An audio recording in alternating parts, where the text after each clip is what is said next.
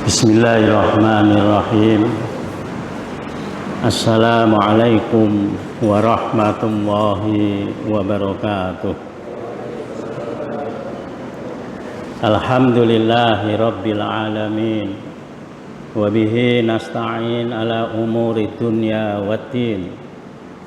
Wassalatu wassalamu ala ashrafil anbiya'i wal mursalin wa ala alihi wa sahbihi ajma'in. Subhanaka la ilma lana illa ma 'allamtana innaka antal alimul hakim. La haula wa la quwwata illa billahil aliyil azim. Amma ba'd.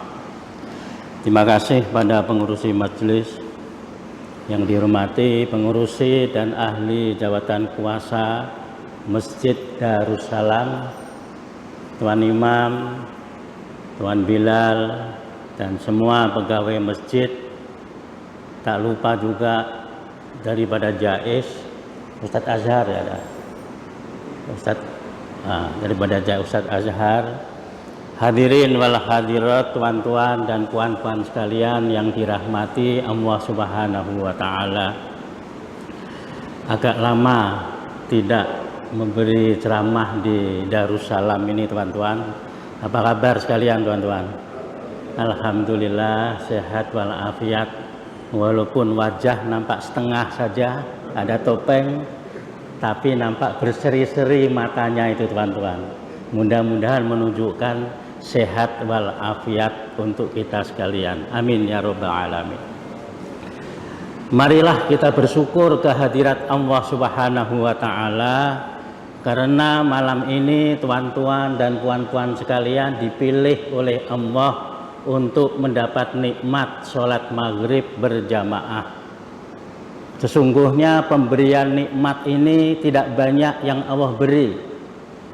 Oleh karena mahal harganya, barang yang mahal tidak diberikan untuk semua orang. Barang yang murah Allah berikan kepada siapapun. Uang itu, uang ringgit itu murah di sisi Allah, sebab itu Allah bagi sama sembarang orang juga diberi. Tidak peduli dia orang Melayu, orang Arab, orang Iban, orang Cina, orang apapun diberi oleh Allah sebab murah harganya. Tidak peduli dia orang Islam, orang tak Islam, diberi juga. Orang Islam yang sembahyang diberi juga. Orang Islam yang tak sembahyang diberi juga. Orang Islam yang puasa diberi juga. Orang Islam yang tak puasa diberi juga. Orang Islam yang mencuri diberi juga. Orang Islam yang tak mencuri diberi juga, teman-tuan. Semua dapat duit, ya, teman-tuan. Sebab harganya murah, Allah bagi semuanya. Kereta murah tak, teman-tuan? Murah juga, banyak yang sudah beli, bukan satu teman-teman punya, ada punya dua, ada punya tiga, punya empat, Allah bagi senang-senang. Rumah Allah bagi, tapi sholat maghrib berjamaah karena mahal harganya, Allah pilih-pilih orang-orang tertentu saja yang layak mendapat nikmat itu. Alhamdulillah, malam ini saya dan tuan-tuan dapat nikmat tersebut. Malam lain belum tahu lagi, tuan-tuan. Besok malam belum tahu lagi, malam depan minggu baru belum tahu lagi. Yang pentingnya malam ini dapat nikmat sholat maghrib berjamaah. Hadirin yang berbahagia, malam ini ada kesyukuran kita, bersyukur kepada Allah karena surau kita sudah berubah namanya menjadi masjid. Saya yakin orang-orang tua yang di sini tidak berpikir dan tidak menyangka boleh jadi masjid, tuan-tuan. Siapa yang sangka surau yang dulu? Saya datang tahun 1984, tuan-tuan. Saya tahu surau ini, tuan-tuan. Ya tidak. Karena saya lama tinggal di rumah Tuan Haji Wan Ali, tuan-tuan. Tahu surau ini. Ya. Tidak sangka sekarang menjadi cantik dan menjadi indah begini, teman-tuan. Dan alhamdulillah akan diistiharkan dan sudah dijalankan sholat Jumat berjamaah. Maknanya apa? Sudah diistiharkan sebagai masjid. Alhamdulillah. Teman-teman yang berbahagia, untuk menjadi masjid mudahkah susah, teman-teman? Untuk menjadi masjid susahkah senang? Hah? Senang tuan-tuan. Untuk dibangun yang indah begini pun masih senang. Lebih indah daripada ini pun senang juga. Nak cari duit berapapun boleh. Tidak dapat 2 tahun, carilah 5 tahun. Ya, budget kita, target kita 5 tahun. Tak dapat 5 tahun, 10 tahun. Nah, tuan-tuan, tak dapat 10 tahun, 20 tahun. Membangun masjid adalah mudah dan senang. Membangun orang datang ke masjid itu adalah susah. Betul tuan-tuan? Membangun masjid ada targetnya. Maaf, sekali lagi maaf, kalau pengurusi pembangunan itu bukan orang Islam, bukan orang Melayu pun dapat juga tuan-tuan. Betul tak tuan-tuan? Boleh dilantik pengurusi bukan Melayu. Dia ada sumber keuangan, dia boleh cari uang, boleh dapat lebih indah daripada ini tuan-tuan. Tetapi membangun orang datang ke masjid, berapa targetnya agak-agak tuan-tuan? 10 tahun boleh penuh. Untuk sembahyang 5 waktu lah. Jangan cakap hari raya lah tuan-tuan. Kalau hari raya saya yakin penuh. Cuma tahun ini karena SOP sajalah kita tak dapat rapatnya nak tuan-tuan. Kalau biasa saya yakin penuh ini tuan-tuan. Memang penuh untuk hari raya. Ukurannya bukan hari raya tuan-tuan, ukurannya adalah hari-hari terutama sekali sholat subuh dan sholat isya. Kalau itulah target kita, ramai orang yang boleh datang, maka itulah yang nampak di dalam kampung kita orang-orang beriman. Saya yakin dan optimis kalau jabatan kuasa dan pengurusan berusaha ikhlas karena Allah, tidak mustahil masjid kita akan penuh dengan jamaahnya. Amin ya rabbal alamin. Ya, kita beri semangat, kita mesti boleh ya nak tuan-tuan, asal usaha kita. Andai kata saya sudah usaha Ustadz, selama jabatan kuasa saya ini usaha terus, tapi belum juga siap, pahala tetap akan diberikan kepada mereka yang berusaha. Tukar jabatan kuasa baru belum juga dapat, tetap pahala diberikan kepada mereka. Tukar jabatan kuasa baru belum juga dapat, karena Allah tidak tanya hasil yang dikerjakan, tapi Allah tanya apa yang kamu buat. Paham tuan-tuan? Apa yang kamu buat tuan-tuan? Soal hasilnya adalah Allah Subhanahu wa ta'ala yang tahu. Ya, Allah yang tahu keberhasilannya itu. Saya dan tuan-tuan tidak dituntut hasilnya, tapi dituntut apa? Apa yang kamu lakukan, apa yang kamu buat. Nah, maka ketika kita sudah melakukan, tidak adalah satu perjuangan yang rugi, satu perjuangan yang gagal. Tidak, sepanjang Anda mau berkorban dan berusaha, maka insya Allah kita akan mendapatkan pahala dan ganjaran di sisi Allah Subhanahu wa ta'ala. Hadirin yang berbahagia, itu sedikit mengenai masjid lah, karena masa kita sampai kepada Isya saja tuan-tuan. Saya nak cakap sedikit mengenai seperti tajuk yang diberikan oleh pengurusi majelis tadi. Kita nak datang bulan Dzulhijjah yang pada hari inilah hari yang pertama, malam ini sudah kedua, dan insya Allah ada peristiwa besar, yaitu peristiwa hari yang ke-10, yaitu hari raya Idul Adha. Saya tak cakap banyak pasal haji sebab tahun ini kita prihatin sedikit. Sebab untuk haji tahun ini Malaysia, Indonesia dan banyak negara-negara lain yang tidak diberangkatkan tuan-tuan. Bukan kesalahan kita, bukan kesalahan negara dan kerajaan, tak ada yang salah siapa-siapa, tapi ketentuan Allah demikian. Untuk tahun ini rezeki pergi haji untuk orang luar ditutup, hanya untuk orang Makkah dan orang-orang luar yang sekarang sudah berada di Makkah. Jadi saya tak cakap banyak pasal haji, terus fokus yang pertama, yang penting adalah soal kurban. Sebab itu tajuknya pengorbanan, bukti keimanan kita kepada Allah Subhanahu wa ta'ala.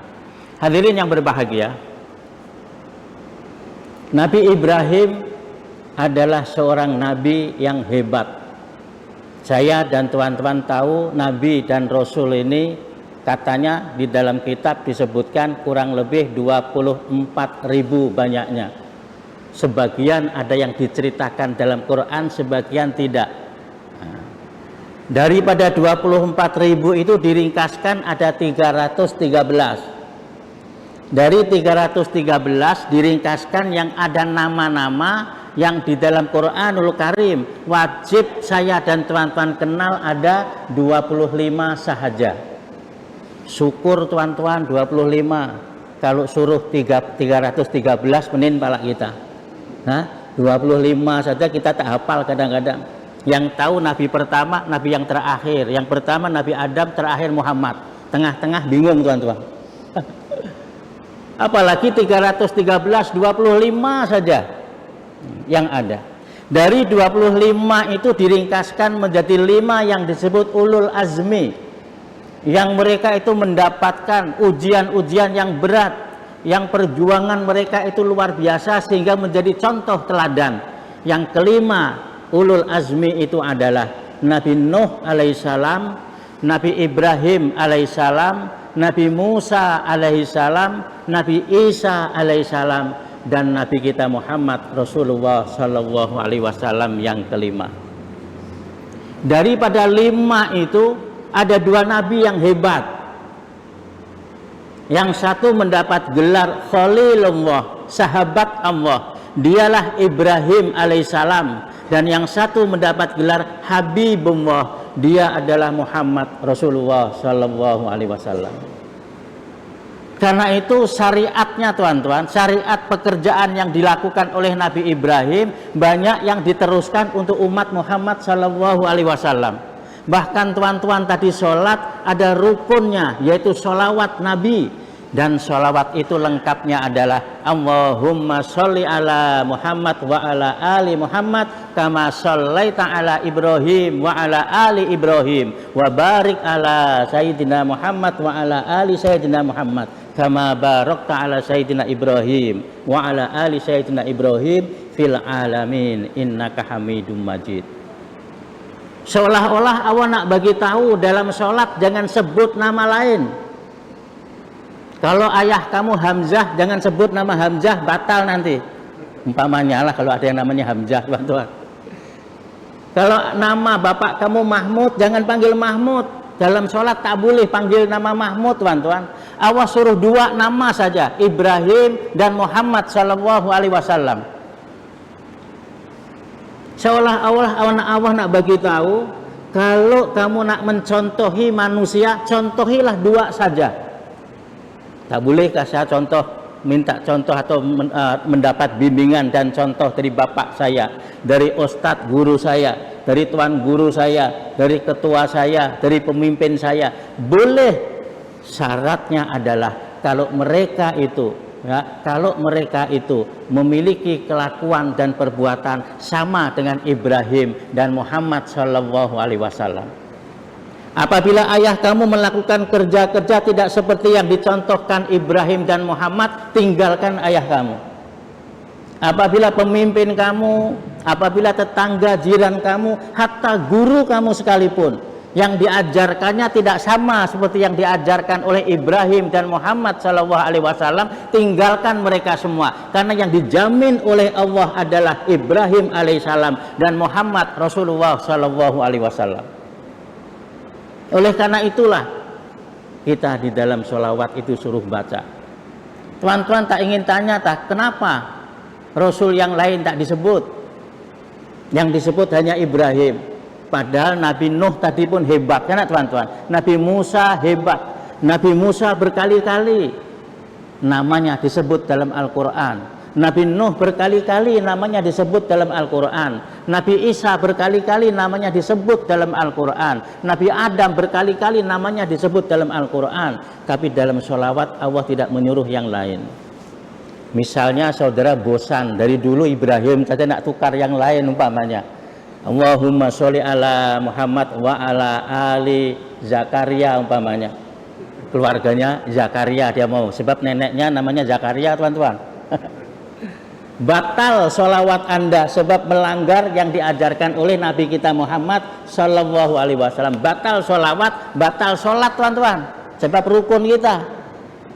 Sebab itu 2 ini. Baik, balik pada Nabi Ibrahim. Nabi Ibrahim hebat, teman-teman. Ujian-ujian yang diberikan oleh Allah Subhanahu wa taala kepada Ibrahim luar biasa. Quran menyebut dalam ayat Al-Baqarah ayat 124. Al-Baqarah 124. Wa idzibtala Ibrahima rabbuhu bikalimatin fa'atammahun. Qala inni ja'iluka linnasi imama. Qala wa min dzurriyyati. Qala la yanalu ahdidz dzalimin.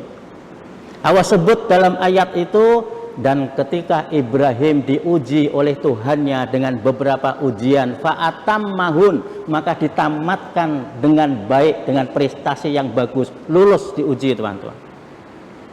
Subhanallah. Apa ujian Nabi Ibrahim? Pertama, berdepan dengan bapaknya. Bapaknya itu buat berhala, sudahlah musyrik, dia buat berhala, dia jual pula Tuhan tuh, teman-teman. Hebat Ibrahim ini. Ibrahim Rasul, bapaknya jual Tuhan, teman-teman. Buat Tuhan, jual Tuhan, musyrik lagi. Berdepan dengan bapaknya susah, ujian bagi dia. Berdepan dengan orang kampungnya, orang kampung musyrik semuanya, bukan senang, teman-teman. Saudara tidak disukai oleh satu kampung, rasanya macam mana, Tuhan? Boleh hidup kah? Tengok sebelah sana orang tak suka, sana tak suka, depan tak suka, hidup susah, teman-teman, sempit terasa. Orang kampung tak suka sama saya. Yang membuat saya senang, gembira, terhibur, sebab tengok sana senyum sama saya, sebelah sana senyum sama saya, senang hati, maka hidup terasa terang di depan, luas kehidupan ini, sebab ramai orang yang suka kepada kita. Nah, teman-teman, orang yang tidak disukai oleh manusia, kalau tidak kuat boleh bunuh diri, teman-teman. Ayahnya meninggal, bapaknya meninggal, mertua meninggal, dua-duanya, istri meninggal, anak-anak meninggal. Hanya ada adik-beradik tak sayang sama dia, kawan tak peduli sama dia, tak tahan, dia ingin bunuh diri. Betul tak, teman-teman? Dia kata, untuk apa hidup ini, tak ada orang yang dekat pada saya, tak ada orang yang sayang sama saya, sempit kehidupan, lebih baik saya mati. Dia ingat dengan kematian selesai masalah. Justru ketika dia bunuh diri, awal dari masalah berat yang dia hadapi di hadapan Allah Subhanahu wa taala nantinya. Dia salah memilih itu, teman-teman. Oleh karena itu Nabi Ibrahim dibenci, tidak disukai. Kenapa? Sebab dia menyampaikan dakwah, ini salah, ini menyembah berhala ini. La ilaha illallah, tiada Tuhan selain Allah, la syarikalah. Jangan disekutukan Allah. Ini patung kamu buat, kamu ajak cakap pun tak pandai, tapi kamu minta dengan dia, telinganya pun tak dengar, matanya pun tak tengok. Kalau kamu letakkan dalam rumah, dalam bangunan, bangunan itu banjir, Tuhan kamu ini minta tolong sama kamu, tahu? Kalau tidak kamu tolong keluarkan, dia kena banjir, betul tak, teman-teman? Rusak. Kalau hangus boleh terbakar dia, teman-teman. Tuhan itu minta tolong kamu supaya selamat, tapi kamu minta tolong pada dia pula, ibadah sama dia, kan pelik, teman-teman. Ibrahim akhirnya berdepan dengan Namrud, akhirnya nak dibakar. Namrud bukan calang-calang, bukan ketua kampung, teman-teman, bukan ketua menteri, minta maaf lah, bukan perdana menteri, tapi terus raja dia. Berdepan dengan raja, teman-teman. Saya dan teman-teman sudah garanti pasti tidak berani. Tak payah, kita bukan mendahului takdir, teman-teman, tapi pasti tidak berani. Siapa berani berdepan dengan raja melawan dia, teman-teman? Siapa berani? Ibrahim tetap mengatakan yang hak dan benar, akhirnya nak dibakar, teman-teman. Ketika nak dibakar bukan minta maaf, Tuan Raja, maafkan saya tarik balik supaya tidak kena bakar. Tak ada, teman-teman. Terus jalan, bakar-bakarlah. Dan ketika dibakar pun, sebelum dibakar, Allah utus malaikat Jibril memberitahu kepada Ibrahim, wahai Ibrahim, kalau sekarang ini kamu minta tolong kepada saya, kata Jibril, minta tolong kepada saya, Allah memberi kuasa kepada saya untuk menolong dan membantu kamu. Kalau Namrud dengan bala tenteranya, dengan istananya dihancurkan sekarang ini, dibalikkan oleh Allah melalui saya akan jalankan kalau kamu mau. Ibrahim kata apa? Terima kasih kalau untuk engkau, wahai malaikat. Aku menyampaikan tauhid, Allah yang menyuruh. Betul, teman-teman. Aku suruh berdepan dengan Namrud, Allah yang menyuruh. Aku nak dibakar oleh Namrud, Allah pasti tahu juga sebab dia yang menyuruh saya, teman-teman. Kalau Allah tahu saya nak dibakar, dia nak menolong, tak payah engkau hai Jibril yang tolong saya, biar Allah yang turun tangan sendiri menolong. Sebab saya tahu Allah melihat apa yang sedang terjadi sekarang ini, maka ditolonglah oleh Allah Subhanahu wa ta'ala. Api yang ikut sunnatullah adalah panas dan membakar apapun yang di depan, tapi disuruh oleh Allah, ya nar kuni bardan wasalaman ala Ibrahim, wahai api hendaklah kamu menjadi sejuk dan menjadi selamat, yaitu menyelamatkan Ibrahim alaihissalam. Selamat teman-teman. Ujiannya berat. Saya dan teman-teman diuji. Uji apa? Uji masalah istri. Ada tak teman-teman yang diuji masalah istri, teman-teman? Diuji masalah suami, ibu-ibu. Diuji masalah anak-anak. Diuji masalah menantu. Ada diuji masalah apa? Masalah yang kita hadapi dengan pembantu rumah tangga kita. Mungkin dengan mertua kita, bapak saudara kita. Kalau kita kerja dengan bos kita, dengan bawahan kita, dengan teman kita. Semua ujian-ujian itu masih terlalu ringan dibandingkan ujian yang diberikan kepada Ibrahim alaihissalam. Ringan, teman-teman. Itu pun kadang-kadang saya dan teman-teman sudah tidak tahan diuji begitu, teman-teman. Dan beda saya dan teman-teman dengan Ibrahim. Kalau saya dan teman-teman diuji oleh Allah, sering minta bantuan kepada sesama manusia. Kalau Ibrahim diuji oleh Allah, terus minta bantuan kepada Allah Subhanahu wa ta'ala. Dalam surah As-Saffat, wa qala Ibrahim, dan berkatalah Ibrahim, inni dzahibun ila rabbi sayahdin. Kalau saya ada masalah, saya zahib, saya pergi, saya jalan, saya menuju kepada siapa? Rabbi, kepada Tuhan yang mentadbir ini, sayahdin. Sebab Allah pasti menolong saya, Allah pasti memberi bantuan kepada saya, pasti Allah membimbing saya. Hadirin yang berbahagia, inilah kesalahan saya dan teman-teman. Banyak manusia ada masalah keuangan, maka dia akan cari sahabat atau keluarganya yang punya uang untuk dia minta tolong kepada dia. Ada masalah kita nak kerja, kita akan cari mana kawan-kawan saya ini yang jadi bos ini, yang punya jabatan, akan minta tolong supaya anak saya boleh kerja atau saya boleh kerja. Kita selalu minta bantuan kepada sesama manusia terlebih dahulu. Ibrahim tidak, terus minta kepada Allah Subhanahu wa ta'ala. Sebab tahu Allah yang mentadbir, teman-teman. Kalau saya sedang ada masalah, Allah yang bagi masalah, kenapa saya minta tolong kepada orang lain? Maaflah saudara kerja di BDE umpamanya, bos memberi kerja Anda begini. Anda ada masalah, tak paham kerja ini, susah kerja ini, tapi Anda mengadu kepada bos di MLNG, apa yang jadi, teman-teman? Hah? Kerjanya di BDE, tapi dia mengadunya kepada bos MLNG, macam mana, teman-teman? Kata bos di MLNG, siapa awak ini? Kenal pun tidak. Anda mesti tanya bos Anda yang ada di BDE itu, teman-teman, ya tidak. Bos macam mana nak buat kerja ini? Sebab dia yang memberi kerja, dia yang memberi tugas, betul, teman-teman?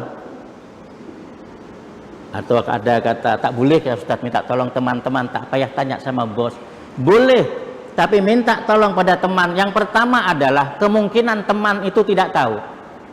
Betul tak, teman-teman? Saudara pernah tak minta tolong pada seseorang yang dia tidak menolong kita? Pernah, teman-teman? Tak mampu menolong, pernah tak, teman-teman? Sehingga kita kecewa. Satu. Yang kedua, mungkin dia menolong kita, tapi pertolongannya itu, jawaban itu tidak betul, tidak tepat seperti yang betul daripada bos yang memberi arahan. Betul tak, teman-teman? Lebih teruk lagi, ada kawan kita yang sepatutnya tak mampu menolong, tak mampu membantu, tapi dia malu ditanya, dia coba untuk menolong dan membantu, boleh jadi sesat pertolongan dan bantuan dia, teman-teman. Tapi kalau Anda tidak minta tolong kepada orang-orang ini, terus minta tolong kepada Allah yang memberi masalah, Allah sayahdin, Allah tidak pernah mengecewakan hambanya, teman-teman. Allah tidak pernah mengecewakan hambanya. Bahkan Allah perintahkan, minta tolonglah kamu, ihdinas siratal mustaqim. Anda baca tiap-tiap sholat, ud'uni astajib lakum, mintalah kepadamu. Allah tidak suka kepada hambanya yang tidak pernah meminta dan malas meminta. Bukan seperti saya dan teman-teman manusia. Saya dan tuan-tuan minta tolong kepada manusia. Sekarang saya tanya pada tuan-tuan, manusia ini umumnya, ya, umumnya suka menolong kah suka ditolong, tuan-tuan? Tak tahu? Tahu, tuan-tuan? Manusia ini umumnya suka menolong kah suka ditolong, tuan-tuan? Hah? Suka ditolong, tuan-tuan. Manusia ini umumnya suka dibantu kah suka membantu, tuan-tuan? Suka dibantu. Manusia ini umumnya suka memberi kah suka diberi, tuan-tuan? Suka diberi, nah, tuan-tuan. Kita sudah tahu umumnya manusia suka diberi, ya, suka ditolong. Anda minta tolong pada manusia yang sedikit suka membantu, suka menolong, sebab itu kita kecewa. Nah, tuan-tuan, Allah Subhanahu wa taala Maha menolong, Maha membantu, Maha kaya. Minta terus kepada Allah Subhanahu wa taala, sebab Allah tidak pernah mengecewakan hambanya. Inilah salahnya saya dan tuan-tuan. Ibrahim mengadu kepada Allah Subhanahu wa taala, sehingga pertolongan dan bantuan Sayyahdin, sebab tahu Allah akan membimbing dia. Maka ketika itu Nabi Ibrahim yang diuji tadi. Saya nak ceritakan ujian yang paling berat adalah ketika diperintahkan oleh Allah untuk menyembelih putranya Ismail, tuan-tuan. Ya Allah. Tanyalah orang-orang tua yang punya anak, macam mana rasa kita pada anak, tuan-tuan. Anak kena marah orang lain, hati kita sakit. Betul tak, tuan-tuan? Anak kena marah orang, hati kita sakit tak, tuan-tuan? Sakit, seolah-olah orang itu marah pada kita. Betul, tuan-tuan? Meskipun kita tahu anak kita salah, sakit juga. Apalagi tahu anak kita tak salah, orang marah. Memang kita sakit, tuan-tuan. Pasal itulah ketika anak-anak kita sekolah, dia tak buat kerja rumah, bapak-bapak, ibu-ibu gelisah tak, tuan-tuan? Hah? Gelisah tak, tuan-tuan? Anak belum buat kerja rumah, nak masuk besok pagi, gelisah tak, tuan-tuan? Gelisah.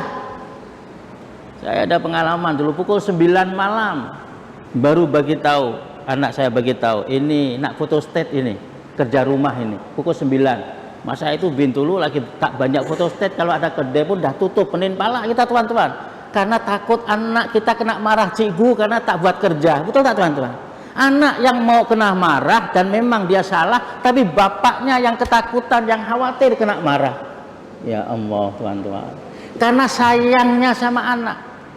Saudara bayangkan kalau anak kita kena marah orang lain, kita pun tak senang hati, kita sakit hati. Bagaimana mungkin orang tua akan marah pada anak sendiri? Sakit hati tak, tuan-tuan? Sakit. Tanya ibu-ibu, bapak-bapak juga. Ketika kita marah sama anak itu tidak ada bangga, tuan-tuan. Lepas marah sama anak-anak, anak kita takut umpamanya. Kita tampar dia takut. Adakah Anda bangga, gembira? Tengoklah bapak, oh dia, tuan-tuan. Baru rasakan, baru tahu bapak ya awak ini. Tak, tuan-tuan. Setelah anak kita sakit, setelah anak kita menangis, ramai orang tua yang menyesal sebab tadi berbuat apa? Emosi, sebab tadi ikut hawa nafsu, tuan-tuan. Kalau boleh tak payah marah sama anak, apalagi menampar sama anak, enak, tuan-tuan. Ibrahim alaihissalam disuruh menyembelih putranya Ismail. Yang dimiliki oleh Ibrahim paling berharga, paling disayangi, paling dicintai adalah putranya ini, tuan-tuan. Tak boleh dikalahkan. Yang lain boleh tak punya, tak apa. Tapi Ibrahim ingin punya anak. Tahu, tuan-tuan, umur berapakah Ibrahim ingin punya anak? Ada yang mengatakan sudah 80 tahun, 90 tahun umur Nabi Ibrahim ketika ingin punya anak, tuan-tuan. Istrinya pula Sarah adalah perempuan yang mandul dan umur kurang lebih sama dengan Ibrahim. Bagaimana ingin punya anak? Tapi harapan tetap ada pada Allah. Boleh mustahil bagi manusia, tidak mustahil di sisi Allah Subhanahu wa taala. Rabbi habli minas sholihin, doa Ibrahim. Ya Allah, berikanlah aku anak yang soleh. Inilah doa daripada Nabi Ibrahim terus. Karena itu mengajarkan kepada saya dan teman-teman, kalau minta kepada Allah jangan ragu-ragu, tuan-tuan. Mintalah, Allah akan beri, tuan-tuan. Tidak ada yang mustahil bagi Allah, meskipun mustahil bagi akal pikiran manusia. Akhirnya Allah beri setelah lama ditunggu Ismail alaihissalam. Tapi sayangnya Ismail diperintahkan oleh Allah untuk menyembelihnya. Falamma balagha ma'ahu sa'ya qala ya bunayya inni ara fil manami anni adbahuka fandur madza tara. Dalam surah As-Saffat ayat 129. Dan dia berkata kepada anaknya Ismail, wahai Ismail, aku diperintahkan oleh Allah Subhanahu wa taala untuk menyembelih kamu. Bayangkan teman-teman, Ismail anak yang soleh, anak yang cantik, anak yang taat, handsome, putih, bagus, semuanya cukup. Tiba-tiba disuruh menyembelih. Nabi Ibrahim boleh protes seolah-olah kepada Allah, teman-teman. Dia boleh tanya, ya Allah, kenapa Nabi Adam tidak suruh menyembelih anaknya? Hah? Kenapa Nabi Idris tak suruh menyembelih anaknya? Kenapa Nabi Nuh tak suruh menyembelih anaknya? Giliran saya jadi Rasul, jadi Nabi disuruh menyembelih anak, mana adil? Tengok teman-teman. Tapi karena yakin semua perintah Allah itu wajib ditaati dan membawa kebaikan, meskipun berat rasanya, terpaksa mengalahkan keinginan dan kecintaannya, tetap dilaksanakan teman-teman. Ibrahim tidak tahu kalau nak ditukar nanti Ismail menjadi kibas atau menjadi domba atau kambing. Kalau tahu senang teman-teman. Misalnya ada malaikat yang membocorkan, hai Ibrahim, kamu disuruh menyembelih Ismail, nanti Ismail ditukar jadi domba, jadi kambing. Jadi tak ada masalah, perintah lakukan saja. Kalau diberitahu, Ibrahim tersenyum teman-teman. Suruh menyembelih Ismail, kah bila nak menyembelih? Nantilah pada hari yang ke-10 Yaumun Nahar. Ibrahim kata, kalau begitu ya, selepas 10 itu saya nak sembelih lagi 11, 12, 13 sembelih terus supaya saya dapat free kambing teman-teman, dapat domba free. Senang hati. Dan kalau Ismail dibagi tahu pun dia sudah senang hati juga. Wahai ayahanda, sembelihlah saya, bila-bila sembelih. Hari ini boleh, besok boleh, petang malam boleh juga, sebab saya akan ditukar menjadi domba, menjadi kambing. Tapi tidak diketahui, itulah yang dikatakan amanu bil ghaib, yaitu beriman dengan perkara yang gaib, yang tidak nampak. Saudara, sembahyang ini perlu beriman dengan Allah, karena Allah yang kasih ganjaran dan pahala teman-teman.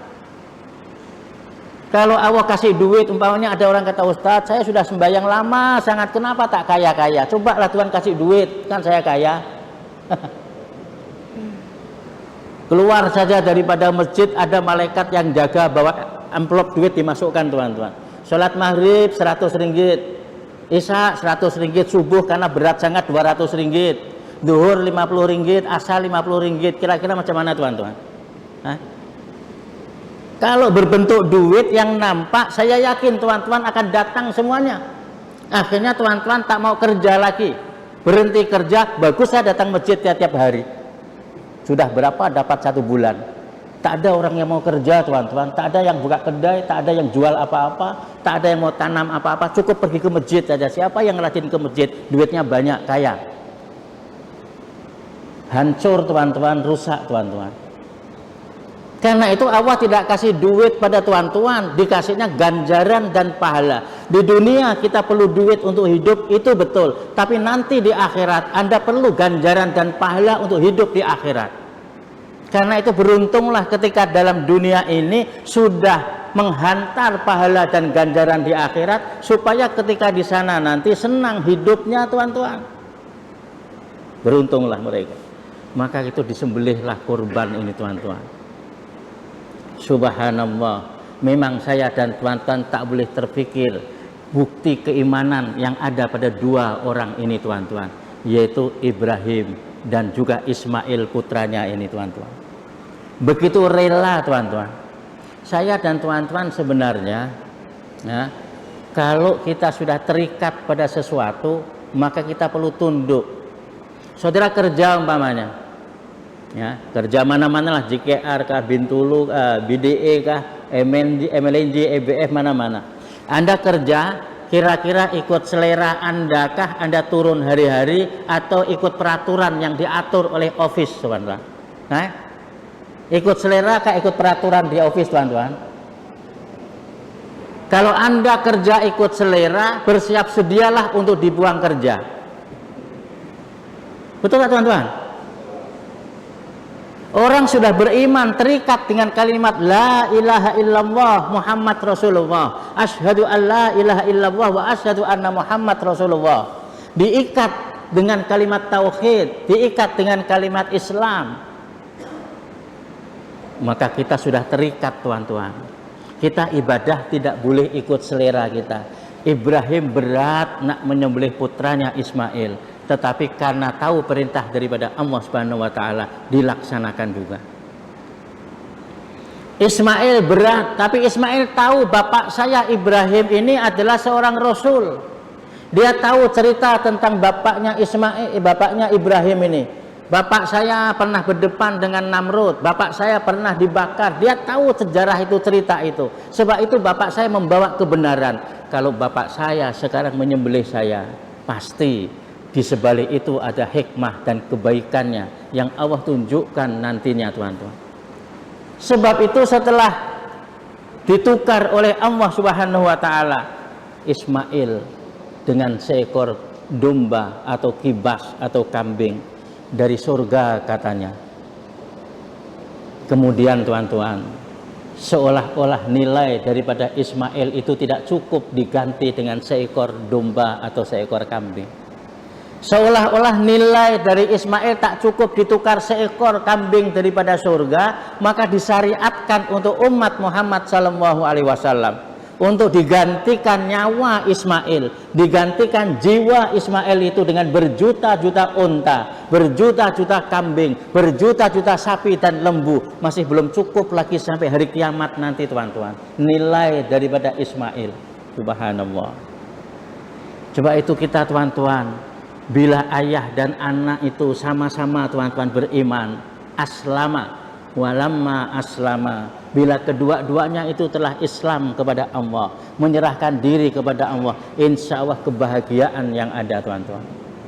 Soalnya kadang-kadang saya dan tuan-tuan sayang kepada anak, cinta kepada anak, tapi silap di dalam meletakkan cinta dan sayangnya, mengalahkan perintah Allah Subhanahu wa taala. Padahal untung tidak suruh menyembelih anak, tuan-tuan, tak ada syariatnya menyembelih anak. Bayangkan kalau betul-betul masa itu betul-betul Ismail dapat disembelih betul-betul, apa yang jadi, tuan-tuan? Kita sekalian terkena syariat itu, yang punya anak laki-laki ini ya, tuan-tuan, bersiap sedialah anak laki-laki itu disembelih. Kalau tiap jam disembelih, habislah anak kita, tuan-tuan. Kalau anak kita ramai tak apa, 8 orang, pilih yang paling nakal, sembelih, tuan-tuan. Yang baik jangan disembelih. Kemudian ketika menyembelih, memberi kurban itu, tuan-tuan, berilah kurban yang terbaik. Wa fadainahu bidzibhin azim, dan Allah gantikan penyembelihan itu, sesembelihan itu dengan dzibhin azim, yaitu dengan domba yang azim, yang cantik, yang indah, yang bagus. Ini memberikan kepada kita sunnahnya, dituntutnya kalau kurban, pilihlah kambing yang bagus, yang cantik, yang sehat, yang gemuk, tuan-tuan. Tuan-tuan tahu sejarah Qabil dan Habil, tuan-tuan, anak Nabi Adam alaihissalam ketika berkurban. Habil menyembelih karena dia seorang peternak kambing. Dipilihlah kambing yang paling cantik, yang paling sehat, yang paling bagus, yang paling gemuk, dipersembahkan kepada Allah. Si Qabil ini, tuan-tuan, dia ini tanam tanaman sayur. Dia pilih sayur-sayuran yang busuk, yang buruk, yang sudah lama untuk dikorbankan. Akibatnya korbannya Qabil tidak diterima, korbannya Habil diterima. Ini sejarah, tuan-tuan. Oleh karena itu perintah korban ini yang terbaik, tuan-tuan. Tapi anehnya saya dan tuan-tuan, maaf, sekali lagi maaf, kadang-kadang pilih kurban yang paling murah. Ada, tuan-tuan? Mana yang paling murah ini, tuan-tuan? Dipilihnya yang paling murah, tuan-tuan.